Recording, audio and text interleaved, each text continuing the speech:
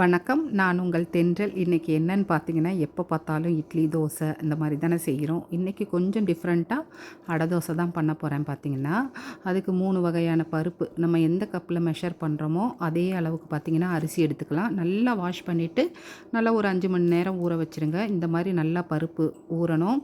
இதில் சீரகம், பெருங்காயம், அப்புறம் உப்பு எல்லாம் சேர்த்து இந்த மாதிரி கொரன்னு அரைக்கணுங்க. அரைச்சிட்டு என்னது மிளகு, வெங்காயம், கொத்தமல்லி, கருவேப்பிலை, அப்படியே தேங்காய் துருவல். எனக்கு தெரிஞ்ச ஈஸியான மெத்தட் இந்த அடை தோசைங்க. ஒவ்வொருத்தரும் ஒவ்வொரு டிஃப்ரெண்ட்டான ஸ்டைலில் செய்வாங்க. இது ஈஸியாக பண்ணிடலாம்.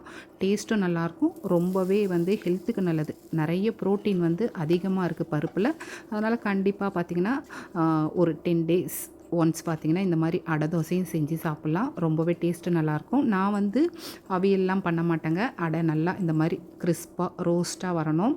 கண்டிப்பாக நீங்களும் ட்ரை பண்ணி பாருங்கள். நான் அவியல்லாம் பண்ண மாட்டேன். வெல்லம் தான் வச்சு சாப்பிடுவோம். நீங்களும் ட்ரை பண்ணி பாருங்கள். வீடியோ பிடிச்சிருக்கான்னு சொல்லுங்கள். தேங்க்யூ.